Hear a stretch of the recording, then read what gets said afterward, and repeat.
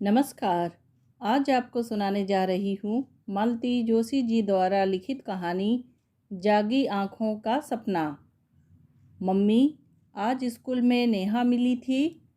कौन नेहा? अरे, अपने योगेश अंकल की नेहा। इतनी जल्दी भूल गई? ओहो, पर अब तो वह तुम्हारे स्कूल में नहीं है ना? नहीं, पर आज मैं उसके स्कूल में गई थी। डिबेट कंपटीशन थी, बताया तो था।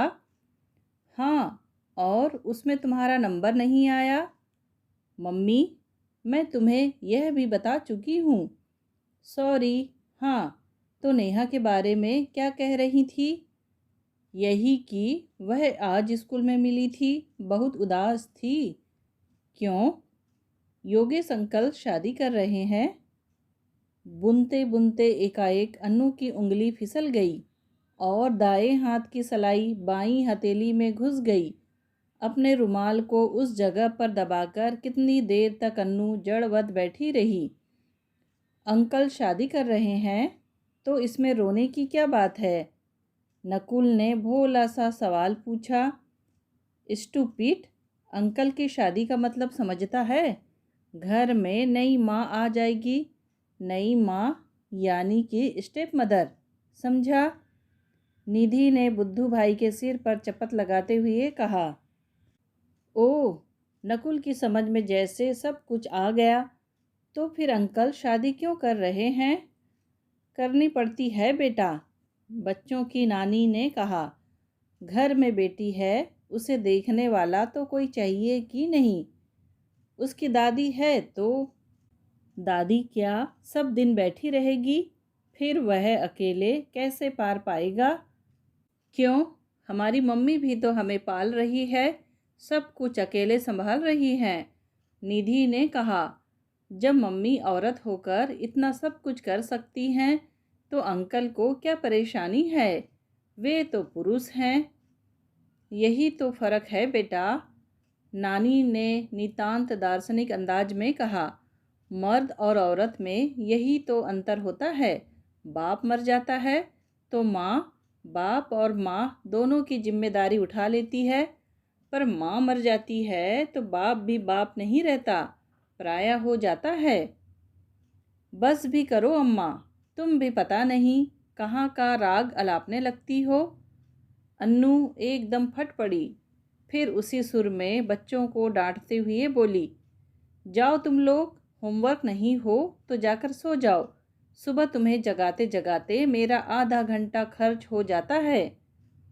बच्चे चुपचाप उठकर अपने कमरे में दुबक गए। अन्नू सुनने की और ताकती चुपचाप बैठी रही, पर अम्मा ने उसे चुप नहीं बैठने दिया। बोली, तो योगेश शादी कर रहा है? बच्चों से 2 साल भी सब्र नहीं हुआ? इतने दिन रुक गए, यही बहुत समझो अम्मा।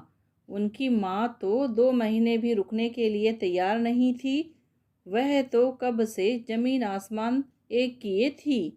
वह तो योगेश ही राजी नहीं हो रहे थे। अच्छा, तुम लोगों के तो इतने अच्छे पारिवारिक संबंध थे, बिल्कुल सगे भाई से भी बढ़कर थे दोनों। अब क्या बात हो गई कि कोई झांकता भी नहीं? दरअसल वे लोग अब दूर रहने चले गए हैं। यह घर उन्हें काटने को दौड़ता था।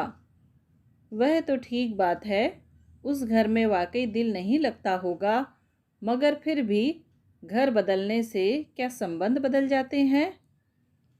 जब उन संबंधों की नींव ही दरक गई अम्मा, तो संबंध कैसे बने रह सकते हैं? ऐसा भी कहीं होता है? बल्कि ऐसे में तो अपनापन और ज़्यादा बढ़ जाता है। और मैंने खुद अपनी आंखों से देखा है। उन दिनों दोनों घर जैसे एक हो गए थे। बच्चे अंकल को 1 मिनट नहीं छोड़ते थे। और वह क्या नाम है बिटिया का? नेहा। वह भी दिन रात तुम्हारे ही पास बनी रहती थी। लोगों को यही तो अच्छा नहीं लगा। लोगों को मतलब? मेरी जेठानी को उस समय 2-3 महीने मेरे पास रह गई थी ना। इतना परेशान किया कि क्या बताऊं। कोई भी घर में आता तो उनके कान खड़े हो जाते। योगेश तो उन्हें फूटी आंखों नहीं सुहाते थे।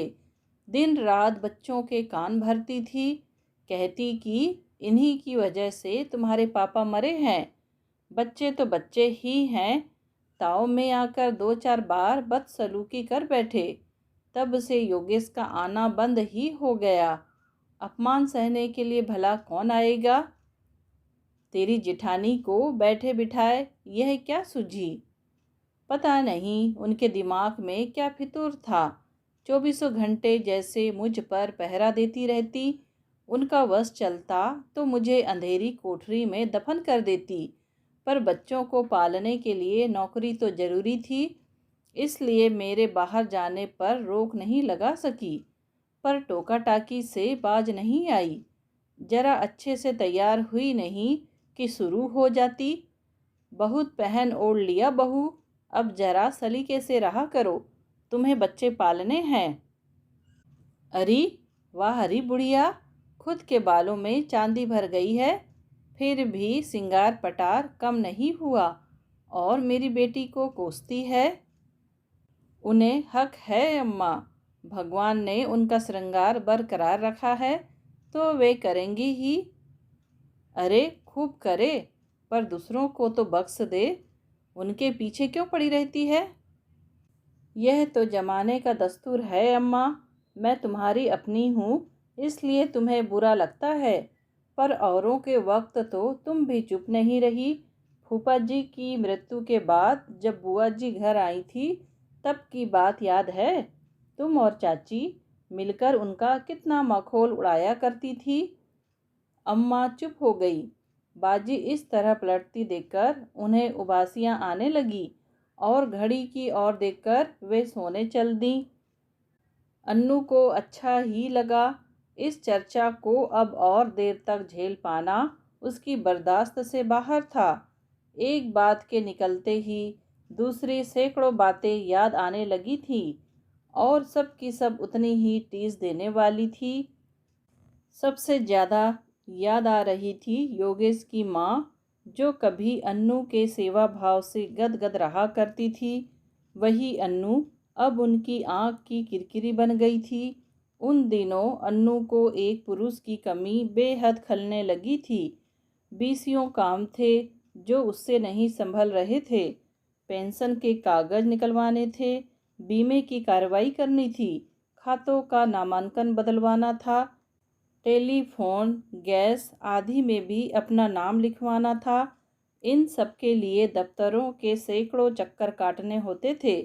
बाबू लोगों की चिरोरी करनी होती थी। अपने ही पैसों के लिए भीख मांगनी होती थी, घूस देनी पड़ती थी। उनका मनोबल बार बार टूट जाता था। लगता था सब छोड़ छाड़ कर भाग ले। योगेश साथ नहीं होते तो सचमुच वह भाग जाती। उन्हीं के कारण वह मोर्चे पर डटी रह सकी। पर उसने बार बार अनुभव किया कि योगेश का इस तरह उसके साथ घूमना माँ जी को नागवार गुजर रहा है। इस बात को उन्होंने छिपाया भी नहीं, बल्कि जताने की ही कोशिश की। उनके बर्ताव में एक अजीब सा रूखापन आ गया था। वह स्नेह, वह उष्मा पता नहीं कहाँ खो गई थी। फिर उन लोगों ने मकान बदल दिया और शहर के दूसरे छोर पर रहने चले गए। मकान छोड़ने का प्रस्ताव माँ जी का ही था। वह नेहा को अन्नू की छाया से दूर ले जाना चाहती थी और योगेश इस समय उन्हें नाराज नहीं कर सकते थे। मकान बदलने के बाद तो योगेश उसकी पहुंच से बहुत दूर चले गए। जब भी फ़ोन किया माँ जी ने ही उठाया। लगता जैसे वे फ़ोन के आसपास ही कुंडली मारकर बैठ गई हैं। एकाध बार योगेश से बात हुई भी तो पता चला कि पिछला कोई भी मैसेज उन तक नहीं पहुंचा है। एक दिन तो हद ही हो गई। एजी ऑफिस का एक सर्कुलर आया था और उसे उसका सिर पैर कुछ भी समझ में नहीं आ रहा था। उसने मजबूरी में ही योगेश के यहाँ फ़ोन लगाया। हमेशा की तरह माँ जी ने ही उठाया। अन्नू की आवाज़ सुनते ही बड़े तल्ख अंदाज में कहा, बहू, मैं मानती हूँ ईश्वर ने तुम्हारे साथ बहुत बुरा किया, पर उसका बदला मुझसे क्यों ले रही हो। मेरे बेटे को बख्श दो, तुम्हारे हाथ जोड़ती हूँ। शर्म से अन्नू गड़ सी गई। गनीमत थी कि यह बातचीत फोन पर हो रही थी, नहीं तो सचमुच वह धरती में गड़ ही जाती। पर सामने होती तो माजी भी शायद इतनी साफ गोई न बरतती। तब से उसने तय कर लिया है कि अकेले ही सब कुछ निपटा लेगी, मदद के लिए किसी का मुंह नहीं देखेगी। माजी ने यही कामना तो की थी और अब माजी की दूसरी इच्छा भी पूरी होने जा रही है। योगेश शादी कर रहे हैं। 1.5 साल पहले एक हादसे ने दोनों घरों की नींव हिलाकर रख दी थी। एक साथ 2 घरों में अंधेरा हो गया था। आज भी वह दिन याद आता है तो रोंगटे खड़े हो जाते हैं। इतवार की दोपहर सदानंद बच्चों के साथ कैरम खेल रहे थे। तभी नेहा दौड़ती हुई आई। पता चला भैया छत की सीढ़ियों से गिर गया है, सिर से बहुत खून बह रहा है, मम्मी रो रही हैं। सब के सब भागकर पड़ोस में पहुंचे। चोट सचमुच बहुत ज़्यादा थी। लड़का बेहोश हुआ जा रहा था। पूनम जार जार रो रही थी। किसी तरह उसे चुप कराकर अन्नू ने घाव में हल्दी भरी, बर्फ की पट्टियों से खून बंद करने का प्रयास किया। तब तक सदानंद तैयार होकर आ गए। योगेश टूर पर थे। अस्पताल सदानंद को ही जाना था। उस दिन अन्नू ने सोचा भी नहीं था कि स्कूटर पर बैठे हुए ये तीनों प्राणी महाप्रयाण पर जा रहे हैं। सदानंद हमेशा बहुत ही सावधानी से स्कूटर चलाते थे, पर उस दिन पता नहीं क्या हुआ, शायद अस्पताल पहुंचने की जल्दी हो, वे अपना संतुलन खो बैठे। अस्पताल तो वे पहुंचे, पर निष्प्राण देह के रूप में। उन्होंने घटनास्थल पर ही दम तोड़ दिया। पूनम और अंशुल शायद योगेश की प्रतीक्षा में सांसें गिनते रहे। उनकी गोद में ही दोनों ने अंतिम सांस ली। इस घटना से तो पास पड़ोस भी दहल गया। लोगों के पास सांत्वना के लिए शब्द नहीं थे। पलक झपकते ही 2 परिवार उजड़ गए थे। दुख की इन घड़ियों में वे दोनों परिवार एक दूसरे के और करीब आ गए। एक दूसरे की पीड़ा को वे लोग ही अच्छी तरह समझ सकते थे। एक साझा दुख था जिसे वे लोग साथ साथ झेल रहे थे। पर महीना बीतने भी न पाया था कि दृश्य बदलने लगा। अन्नू की जेठानी उनके दुख में शरीक होने आ गई थी। उन्होंने आते आते उपदेश देना शुरू किया।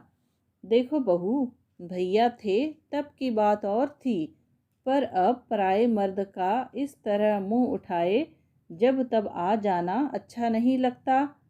बच्चों को भी उन्होंने पता नहीं क्या पट्टी पढ़ा दी कि वे भी कटे कटे से रहने लगे। सदानंद के चले जाने के बाद सारी शिकायतें, सारी फरमाइशें अंकल के पास ही पहुंचती थी। पर अब पता नहीं क्या हुआ कि उनसे कोई सीधे मुंह बात नहीं करता था।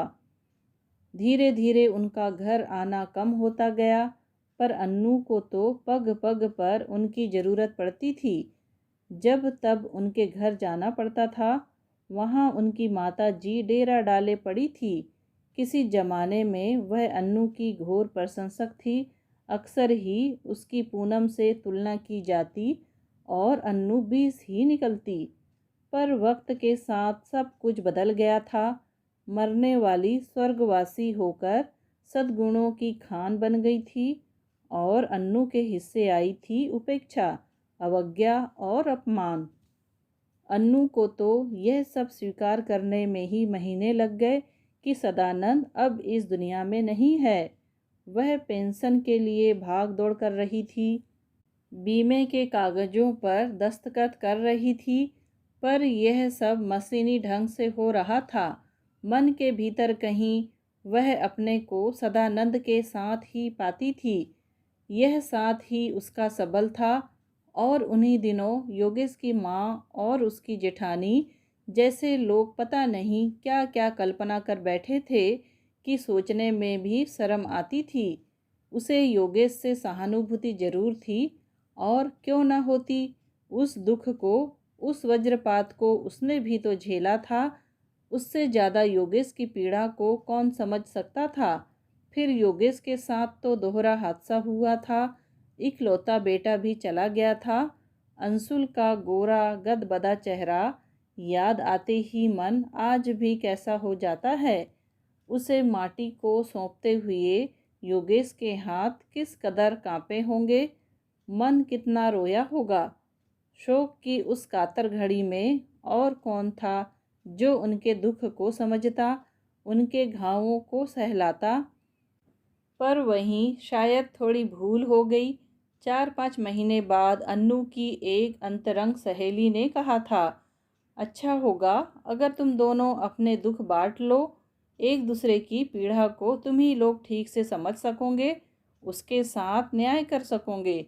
2 टूटे हुए घर संवर जाएंगे, बच्चों को माँ बाप दोनों मिल जाएंगे।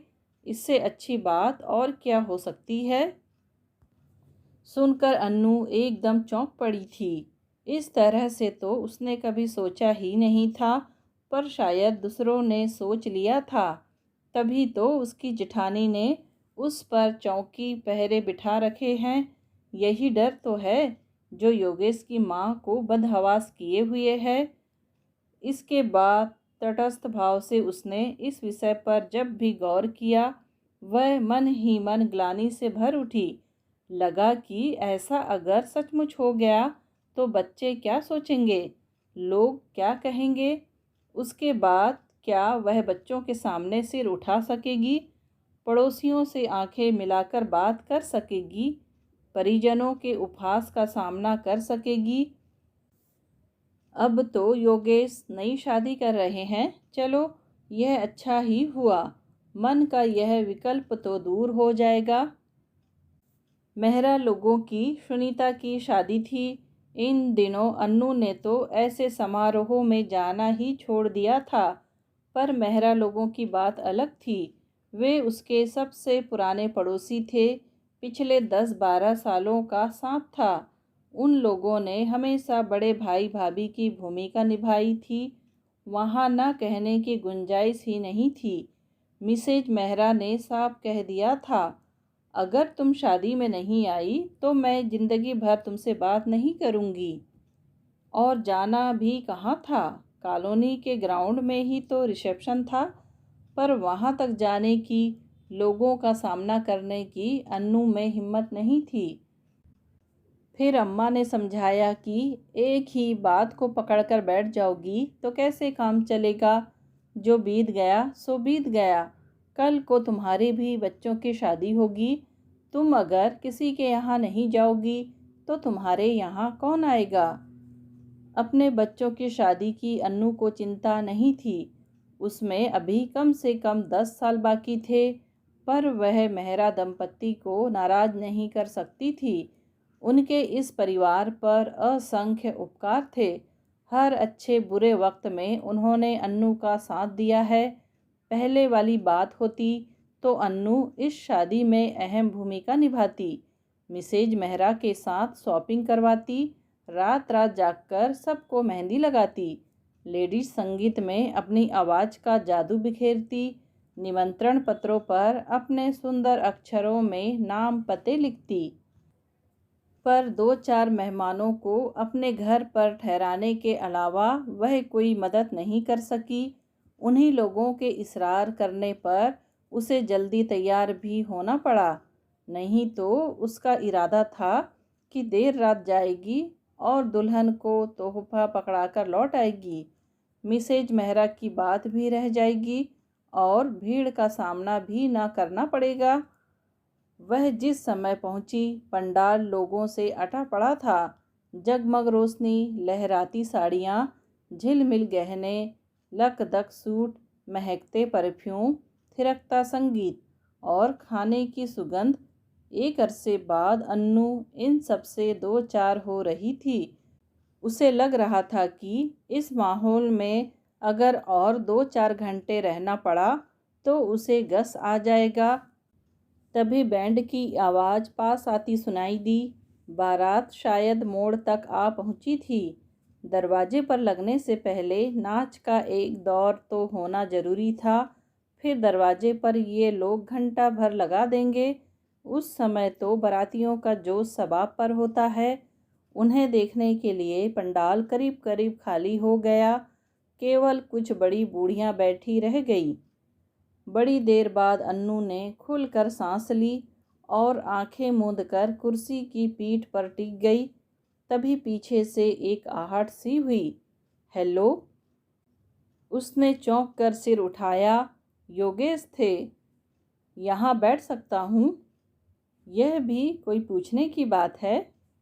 थैंक्स, योगेश ने कहा और एक कुर्सी खींचकर बैठ गए। और बस फिर एक सन्नाटा दोनों के बीच पसर गया।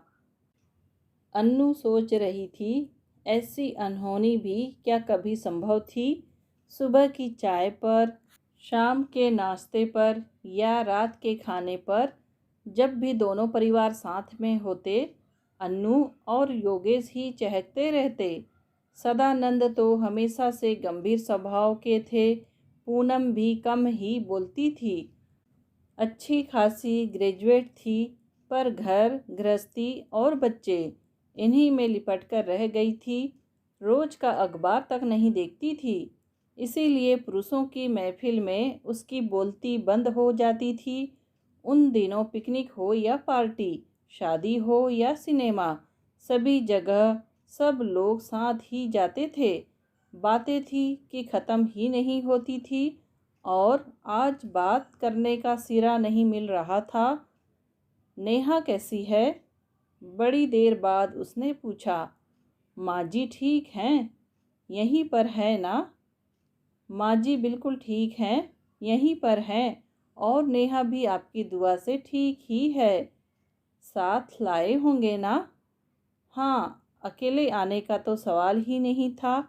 मैं तो आजकल ऐसे फंक्शन अवॉइड ही करता हूँ।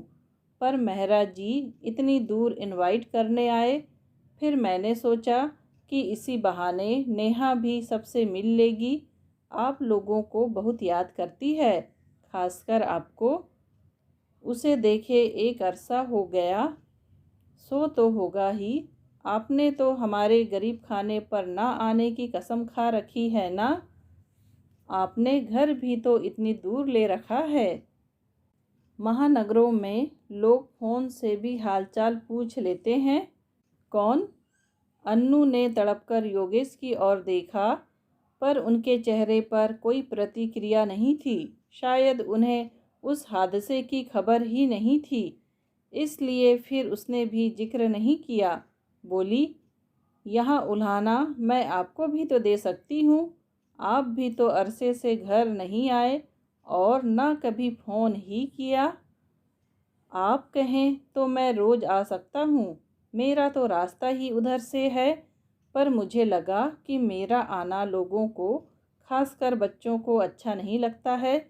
कई बार तो फ़ोन पर इतनी बदतमीजी से पेश आए कि मैं उनकी ओर से माफ़ी मांगती हूँ। आप तो जानते हैं वे किस नाजुक उम्र से गुजर रहे हैं।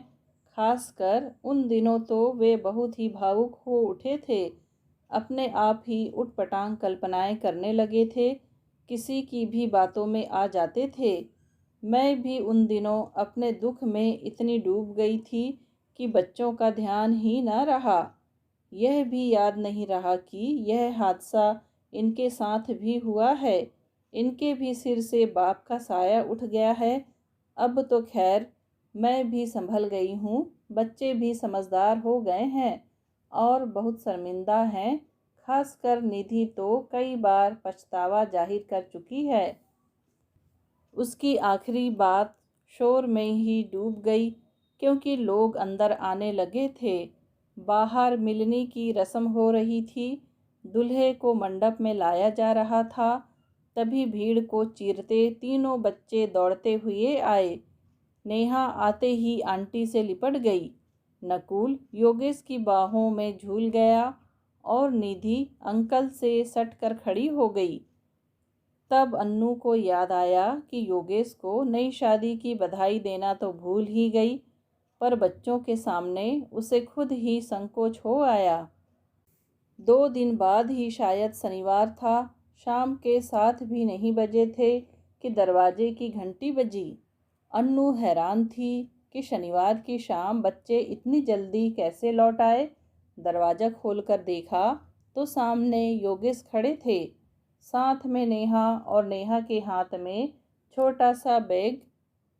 निधि ने कहा था इसे संडे को छोड़ जाइए, तो जाहिर है इससे सुबह तक सब्र ना हो सका।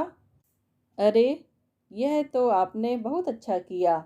सुनीता दीदी के ससुराल जाने से निधि बेहद उदास है। नेहा आ गई है तो उसका दिल बहल जाएगा। उसने बच्चों को आवाज़ देकर नेहा को उनके सुपुर्द किया। भीतर जाकर अम्मा को चाय भिजवाने के लिए कहा और फिर बाहर आ गई। तब तक योगेश अपनी प्रिय कुर्सी पर बैठ चुके थे। माफ़ कीजिए, उस दिन आपको बधाई देना भूल ही गई। किस बात की? यह भी बताना पड़ेगा। तो आप तक खबर पहुंच गई? ऐसी खबरें बहुत जल्दी और बहुत दूर तक पहुंचती हैं। तब तक अम्मा चाय लेकर आ गई। अरे अम्मा जी, आपने क्यों तकलीफ़ की?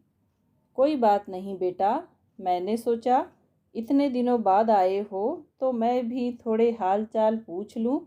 आए हो तो अब खाना खाकर ही जाना। आज माफ़ कीजिए, माँ घर पर इंतज़ार करेंगी, फिर कभी सही। कुछ देर बतियाकर अम्मा भीतर चली गई तो अन्नू ने पूछा, माँ जी को पता है कि नेहा यहाँ आई है? नाराज़ तो नहीं होंगी ना?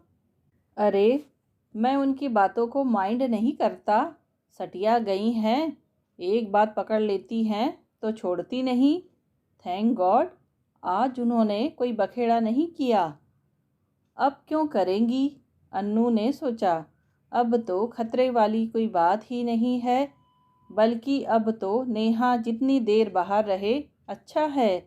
बेटे बहू को उतनी ही आज़ादी मिलेगी। उस दिन आप मुझे बधाई देना भूल गई थी। मैं भी एक बात कहना भूल गया। कौन सी? उस दिन आप बहुत अच्छी लग रही थी। जी? अरसे बाद आपको पहले की तरह सजा संवरा देखा, अच्छा लगा। अब शादी ब्याह में बैरागी बनकर तो नहीं जाया जाता है ना? बैरागी बनने की ज़रूरत भी क्या है? उससे तो और मनहूसियत फैलती है। योगेश के जाने के बाद भी उनके वाक्य कानों में घंटियों की तरह गूंजते रहे। यह कोई पहला अवसर नहीं था कि योगेश ने उसकी तारीफ की हो। वह तो पूनम से भी हमेशा कहते, जरा भाभी से सलीका सीखो। 8 घंटे बच्चों में मगजमारी करके आती हैं, फिर भी कितनी फ्रेश लगती हैं। गनीमत है कि पूनम ने इन बातों का कभी बुरा नहीं माना। वह उन आदर्श भारतीय स्त्रियों में से थी जिनके लिए शादी और बच्चों के बाद जीवन में कुछ पाना शेष नहीं रह जाता। यूँ तो उस दिन निधि ने भी कहा था, मम्मी आज आप बहुत प्यारी लग रही हैं, पर उसकी बात को अन्नू ने गंभीरता से नहीं लिया था। पर योगेश की बात ने पता नहीं कितने सोए तारों को झनझना दिया। दूसरे दिन रविवार था। सदानंद के जाने के बाद से इतवार तो निरानंद बीतता था। न कहीं आना न जाना।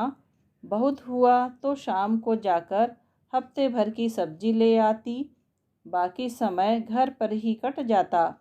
एक बदरंग सी मैक्सी या मूसा हुआ सूट पहनकर वह हफ्ते भर के काम निपटाती रहती, जैसे कपड़ों की धुलाई, फ्रिज की सफाई, किचन की झाड़ पोंछ। आज पता नहीं उसे क्या सूझा। सुबह सवेरे ही नहा ली, फिर साड़ियों का बक्सा खोलकर बैठ गई। अपनी तमाम शोख रंग की साड़ियाँ उसने इस बक्से में पटक रखी थी। बक्से को खंगालकर उसने एक चंपई रंग की कलकत्ता साड़ी निकाल ली। मम्मी, कहीं बाहर जा रही हो? नहीं रे, ये इतनी सारी साड़ियाँ बक्से में पड़ी सड़ रही हैं, सोचा घर में ही पहनकर ख़त्म कर दूँ। घर में क्यों, आप इसे बाहर भी पहन सकती हैं। इतनी अच्छी तो है, पर अब बाहर जाना कहाँ है। बेचारी निधि एक लंबी सांस खींचकर रह गई। दोपहर को योगेश की गाड़ी फिर घर के सामने थी। पूनम को बहुत अरमान था गाड़ी का। उसके सामने तो संभव ना हो सका, पर बीमे की रकम का योगेश ने यही सदुपयोग किया। योगेश अचानक आ गए थे, पर अन्नू को अच्छा लगा कि वे हमेशा की तरह अस्त व्यस्त वेशभूषा से नहीं हैं। क्या पता कपड़े पहनते हुए उसके अंतर्मन को योगेश का ही इंतजार रहा हो। यह सोचते हुए उसे अपने आप पर शर्म आने लगा जैसे वह कोई पाप कर रही है। पर इसमें पाप कैसा। पुरुष की प्रशंसा भरी दृष्टि की अभिलाषा तो नारी सुलभ भावना है। उसने तन का श्रृंगार छोड़ दिया है तो क्या। 36 साल की उम्र में वह मन को तो विरागी नहीं बना सकती ना। योगेश ने आते ही ऐलान किया, हेलो किड्स, चाची 420 देखने चलना है। मुझे लगा आप नहीं जाएंगी, इसलिए 4 ही टिकट लाया हूँ, पर अगर आप चलना चाहें तो इंतज़ाम हो सकता है। अगर इंतज़ाम हो सकता हो तो अम्मा को ले जाइए प्लीज़। जब से यहाँ आई हैं बोर हो रही हैं। No problem. अम्मा को मनाना कोई मुश्किल काम नहीं था। वे बच्चों से भी पहले तैयार हो गईं। बच्चों का उत्साह देखकर अन्नू का मन भर आया। बेचारे जरा जरा सी बातों के लिए तरस गए हैं। वह खुद उन्हें लेकर सिनेमा जाने से डरती है। कोई परिचित मिल गया तो जिस तिस के साथ उन्हें भेज नहीं सकती। खासकर निधि के लिए बहुत सोचना पड़ता है। 10-11 साल की उम्र बड़ी विचित्र होती है। ना उसे समझदारों में गिना जा सकता है, ना अनाड़ियों में। बच्चों को गए मुश्किल से आधा घंटा हुआ होगा कि दरवाजे की घंटी फिर बजी। योगेश थे। यह क्या, आप नहीं गए? 4 टिकट थे, चारों को बैठा आया हूँ। आपने तो कहा था कि इंतज़ाम हो जाएगा। इंतज़ाम तो हो जाता, पर ज़रा इस कॉम्बिनेशन पर तो गौर फरमाइए। तीनों बच्चे, एक अम्मा जी और एक बेचारा मैं। लोग पिक्चर देखते कि हमें देखते। अन्नू को सोचकर ही हंसी आने लगी। मैंने सोचा आप अकेले बोर हो रही होंगी, चलिए आपको भी कहीं घुमा लाऊं। ना बाबा, मैं घर में ही ठीक हूँ। तो ठीक है, यहाँ बैठकर गपशप करते हैं। 5:30 बजे उन लोगों को लेने चला जाऊँगा। योगेश ने निमंत्रण की प्रतीक्षा भी नहीं की और अपनी फेवरेट कुर्सी में धंस गए। मजबूरन अन्नू को भी चाय की पेशकश करनी पड़ी। चाय पीते समय अन्नू ने बात छेड़ी, और सुनाइए, फिर शुभ मुहूर्त कब का तय हुआ है? किस बात का? अब इतना भी मत उड़िए। शादी में ना बुलाना हो तो और बात है। मैं सच कह रहा हूँ, अभी कहीं कुछ तय नहीं हुआ है। आप तो पता नहीं कहाँ कहाँ से खबर पा जाती हैं। श्रीमान, हमें अत्यंत विश्वसनीय सूत्र से पता चला है, अर्थात नेहा से। हाँ, इस बार कन्या को उससे भी मिलवाया गया था। सिर्फ मिलवाया नहीं, माँ के रूप में परिचय करवाया था। हमारी माता राम भी अजीब हैं। पिता की राय पूछी नहीं और कन्या को माँ का दर्जा दे दिया। क्यों? पिता को क्या आपत्ति है? दरअसल मैं किसी के साथ छल नहीं करना चाहता। कैसा छल? आपको मैं यह जो हंसता बोलता नजर आता हूँ, आप उस पर मत जाइए। भीतर से मेरा मन एकदम तार तार हो चुका है। कोई भी लड़की मेरे घर में कोरा मन और कोरा तन लेकर आएगी तो मैं उसके साथ न्याय नहीं कर सकूँगा। तो फिर उपाय क्या है? उपाय एक ही है, शादी अगर करनी ही है तो मैं अपनी तरह किसी भुक्तभोगी स्त्री से करना चाहूँगा। एक क्षण को अन्नू की धमनियों का खून जैसे जम गया। विडो या डायवोर्सी कोई भी हो, पर ऐसी हो जो मेरी पीड़ा को समझ सके, शेयर कर सके। जिसने जीवन में कुछ खोया होगा वही मेरे दर्द को ठीक से समझ सकेगी। अन्नू की सांस फिर से सम पर आ गई थी। उसने धीरे से पूछा, माँ जी मान जाएगी?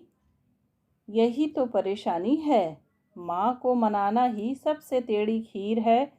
वह कहती है कि जब कुंवारी कन्याएं भरी पड़ी हैं तो मैं ऐसी वैसी क्यों लाऊं।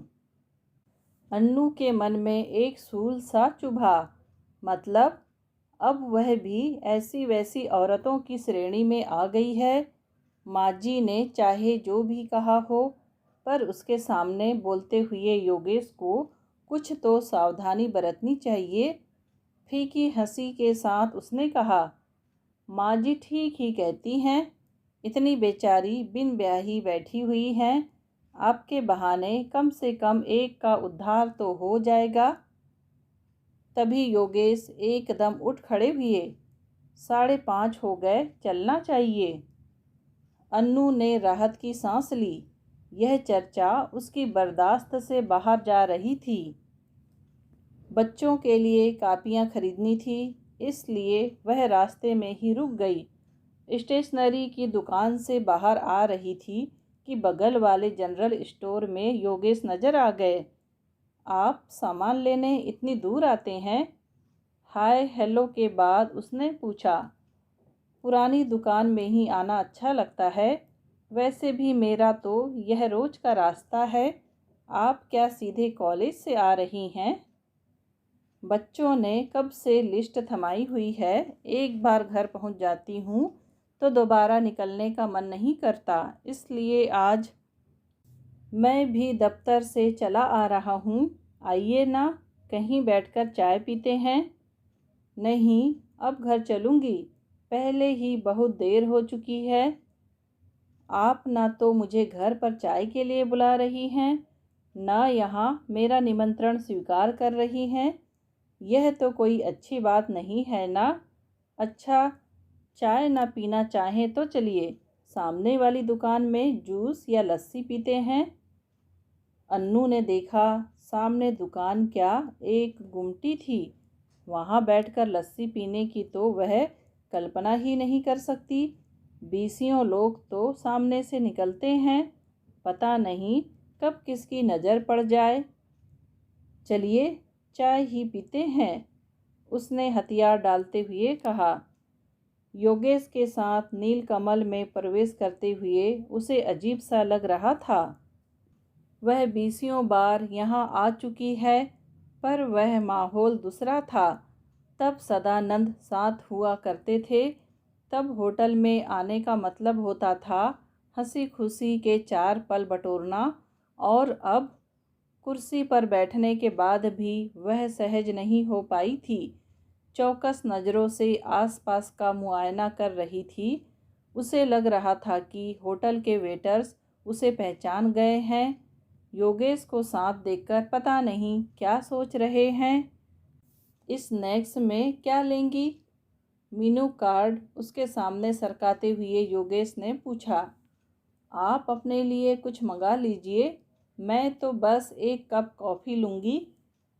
अपने लिए तो मंगा लूँगा ही, दफ्तर से लौटकर मुझे तो भूख लगती है। पर आप इतना नर्वस क्यों हो रही हैं? रिलैक्स होकर बैठिए ना। दरअसल आजकल कहीं भी जाते हुए मुझे बहुत डर लगता है। कहीं कोई परिचित मिल गया तो क्या होगा? फांसी दे देगा। आप पुरुष हैं ना, आप इन बातों को नहीं समझेंगे। और फिर एकाएक अन्नू को पता नहीं क्या सूझा, एकदम बोल पड़ी। वैसे आपको भी डरना चाहिए। कहीं आपकी माँ को पता चल गया कि आप ऐसी वैसी औरतों के साथ घूम रहे हैं तो वह आपकी भी खिंचाई कर देंगी। योगेश विस्फारित नेत्रों से उसे देखता ही रह गया। योगेश ही क्यों, वह खुद अपनी कही बात पर चकित हो रही थी। यह सब अनायास ही हो गया था। शायद इतने दिनों तक मन में खदबद करती बात होठों तक आ गई थी। बड़ी देर बाद योगेश ने धीरे से कहा, अगर माँ ने कभी ऐसी बात कही भी होगी तो उनके जेहन में आप नहीं होंगी। I know she has regards for you. आप मुझे दिलासा देने की कोशिश मत कीजिए। आपकी माताजी की मेरे बारे में जो भी राय है मुझे मालूम है। वह दो टूक शब्दों में मुझे सुना चुकी हैं। बोलते बोलते अनु का गला भर आया। उस दिन के अपमान का दंश नए सिरे से उसे मर्माहत कर गया। यह आप कब की बात कर रही हैं? बहुत पुरानी बात है। यह उन दिनों की बात है जब मैं यह मानने के लिए तैयार ही नहीं थी कि बच्चों के पापा अब हमारे बीच नहीं हैं। मैंने तो मन को समझा लिया था कि वह टूर पर गए हैं, महीने 2 महीने बाद लौट आएंगे।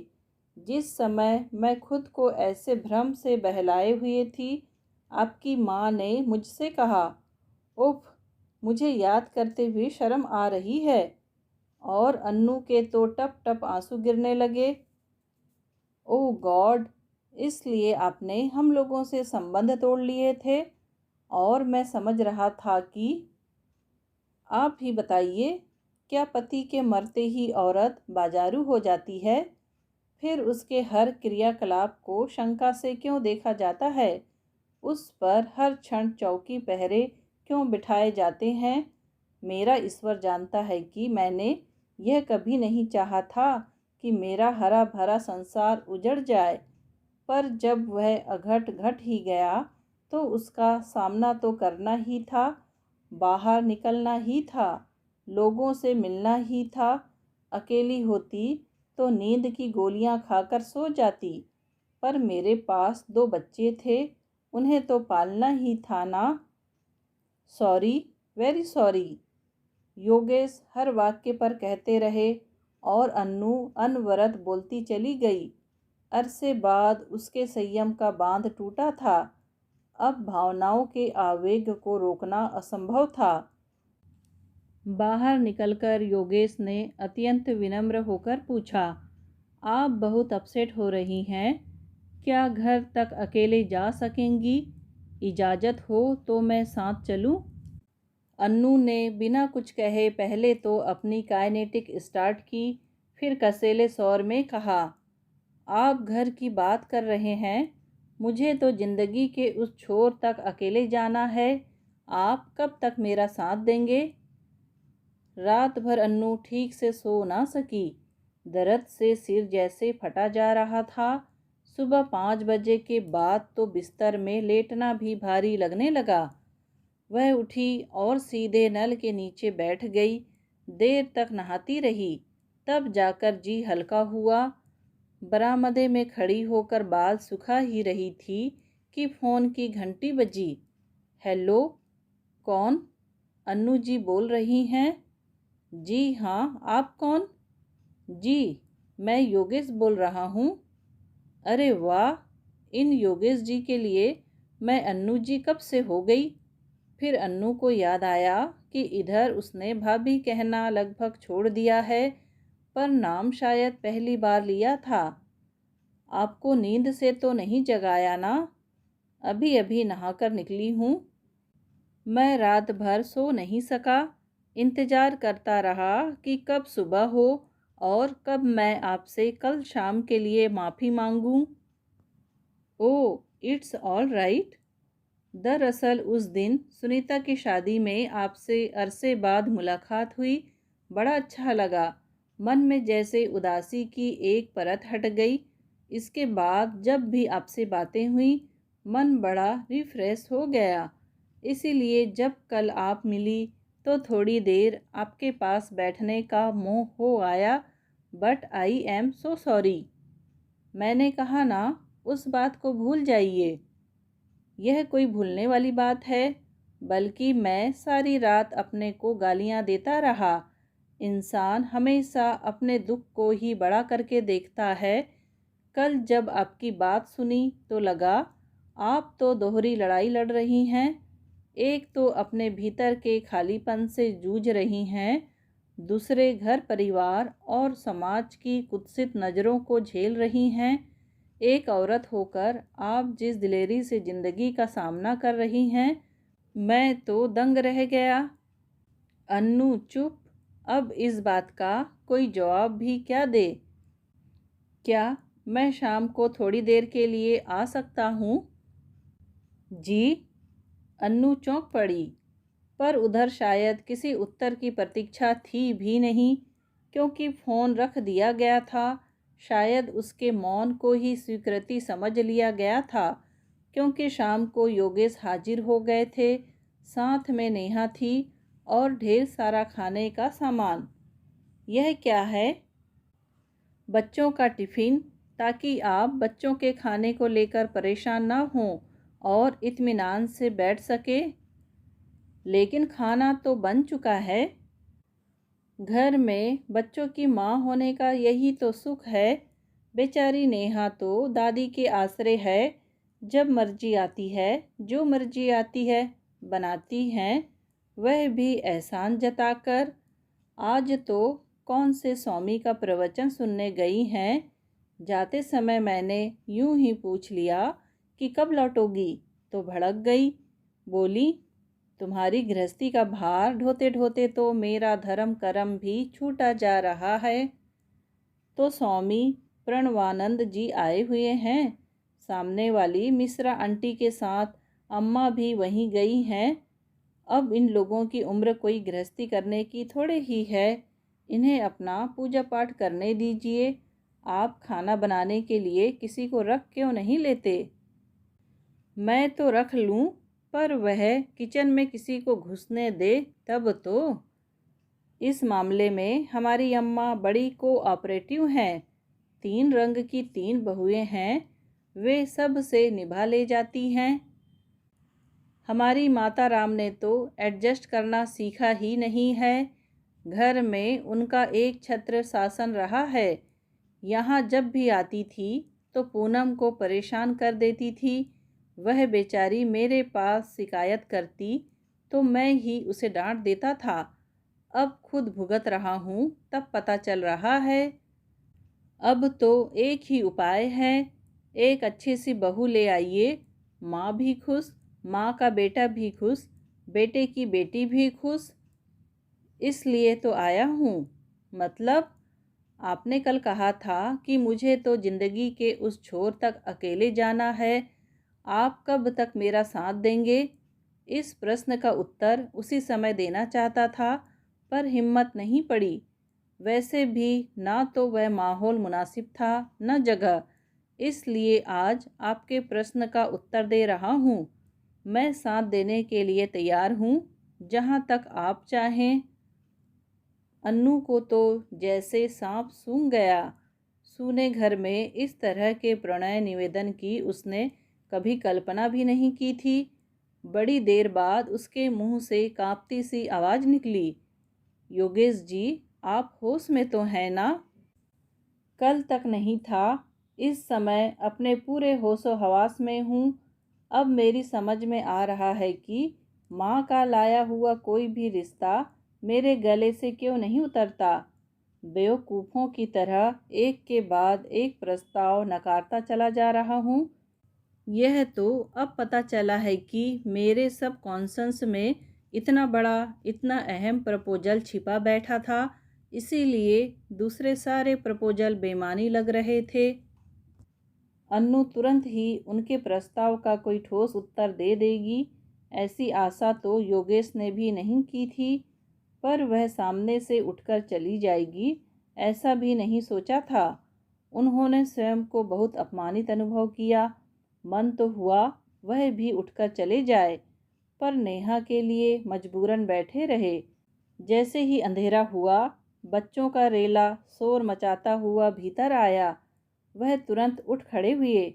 नेहा, चलो घर चलते हैं, दादी राह देख रही होंगी। तभी भीतर से आवाज़ आई, नकुल, अंकल से कहना खाना खाकर जाएंगे। अन्नू ने उन लोगों के साथ नहीं खाया, अम्मा के लिए रुकी रही। अम्मा को लौटने में कोई 11 बज गए। खाना खाते हुए बोली, योगेश आया था?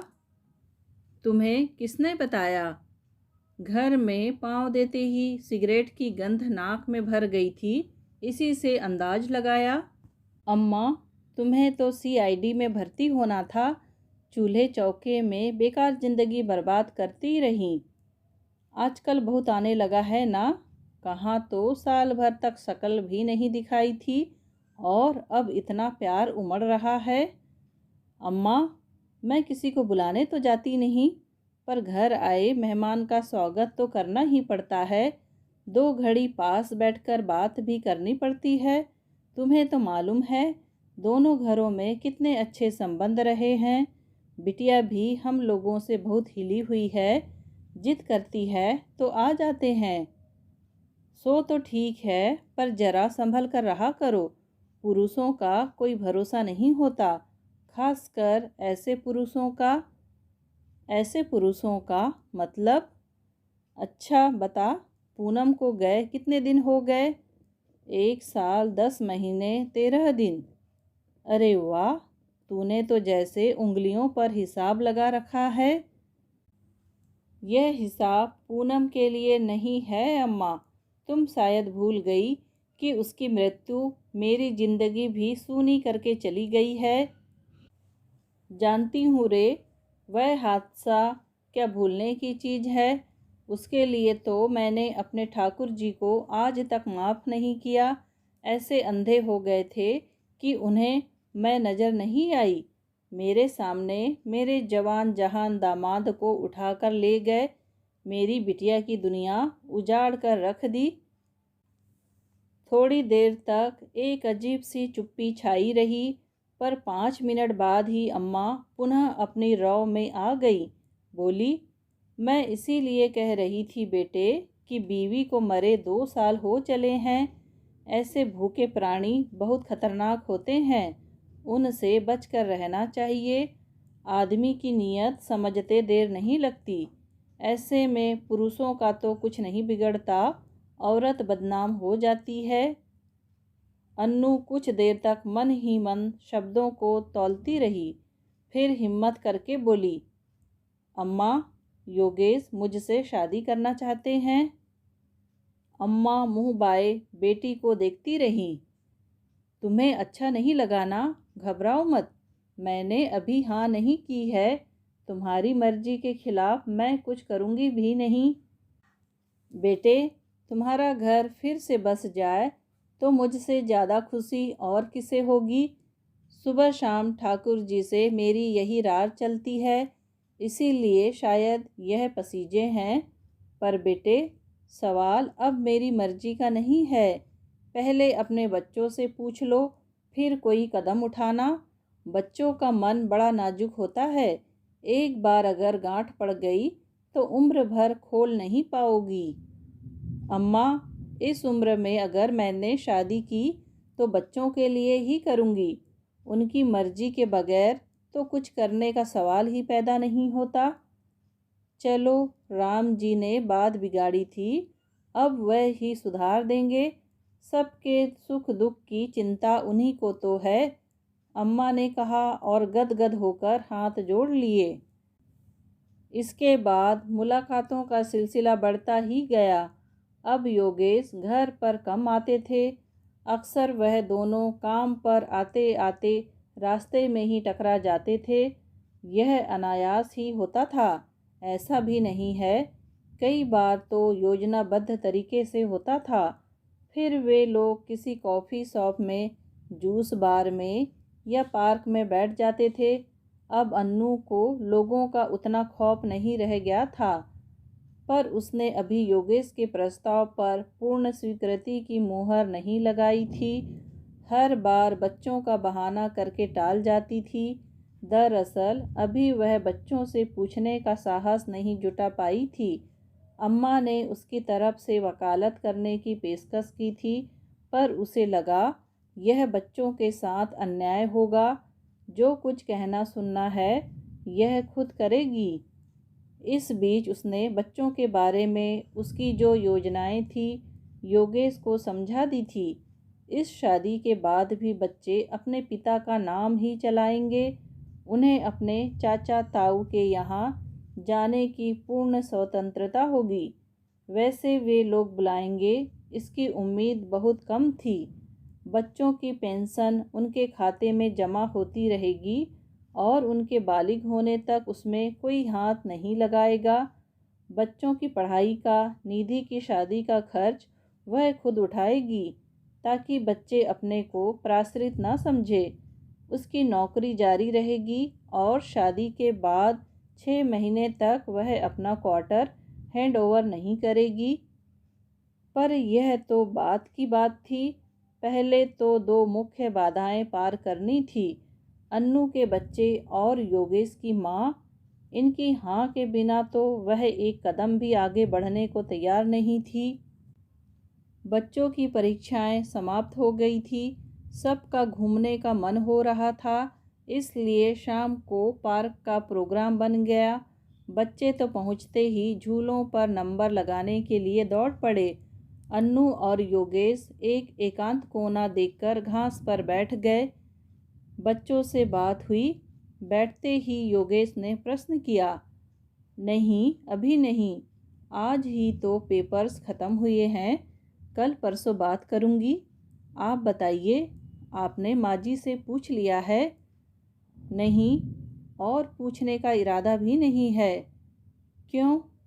उनका जवाब मुझे मालूम है। उनकी हाँ के इंतज़ार में तो मैं बूढ़ा हो जाऊँगा। इसका मतलब है आप उन्हें बिना बताए ही इतना बड़ा कदम उठा लेंगे? यह तो गलत बात है ना। बुढ़ापे में उनकी इतनी अवमानना तो ना कीजिए। उनका तो बुढ़ापा है, 4-6 साल में रवाना हो जाएंगी और मैं उनके तय किए अनचाहे रिश्ते को ज़िंदगी भर ढोता रहूँगा। नहीं, यह मुझसे नहीं होगा। तुम एक काम करो, बच्चों की मर्जी जानकर मुझे बता दो। ज़्यादा टीम टाम तो हमें करनी नहीं है। 4 भले आदमियों की उपस्थिति में किसी मंदिर में फेरे ले लेंगे। उसके बाद बच्चों को लेकर बाहर निकल जाएंगे। बवाल अगर कोई उठेगा भी तो 2 महीने में दब जाएगा। आप ज़रा मेरी ओर से भी तो सोचकर देखिए। मुझे किसी बवाल की नहीं, सिर्फ माँ जी की चिंता है। 2 महीने बाद ही सही, घर तो लौटना होगा ना तब। तुम 6 महीने तक क्वार्टर रिटेन करने की सोच रही हो ना। कुछ दिन तुम वहीं बनी रहना। 1-2 साल बाद एक पोता उनकी गोद में डाल देना। लाइन पर आ जाएंगी, सारा गुस्सा काफूर हो जाएगा। क्या कहा आपने, पोता? हाँ, माँ के गुस्से का एकमात्र इलाज वही है। नेहा के जन्म के बाद ऐसे ही मुंह फुलाकर बैठ गई थी। अंशुल के पैदा होते ही पूनम उनकी आंख का तारा बन गई थी। तो माँ जी को मनाने के लिए इस उम्र में मुझे फिर माँ बनना पड़ेगा। हाँ, और यह सिर्फ माँ ही नहीं, मेरी भी ख्वाहिश है। मुझे एक बेटा चाहिए। मुझे मेरा अंशुल वापस चाहिए। कहते कहते योगेश का स्वर कातर हो उठा। होंठ थरथराने लगे। लगा कि जैसे रो ही देंगे। थोड़ी देर बाद वह कुछ प्रकृतिस्थ हुए। बड़ी भीगी सी आवाज़ में बोले, सच, कभी कभी अंशुल बहुत याद आता है।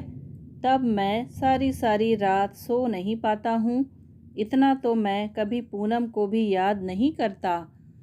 पर अंशुल जैसे एक दर्द बनकर मेरे कलेजे में बैठ गया है। अब अगर मैं शादी भी करने चला हूँ तो एक इसी अरमान के साथ। मुझे मेरा अंशुल चाहिए, किसी भी कीमत पर चाहिए। अन्नू का मन हुआ कहे कि आप नकुल में अंशुल को देखने की कोशिश कीजिए, पर कह ना सकी। वह उसके कहने की बात नहीं थी। योगेश खुद अगर ऐसा सोचते तो बेटे के लिए इतना आतुर न होते, और वह खुद भी तो नकुल को पूरा समय कहाँ दे पा रही है। उसने 100 तो शर्तें लगा रखी हैं। बच्चों पर अपना अधिकार वह रंच मात्र भी कम नहीं होने देगी।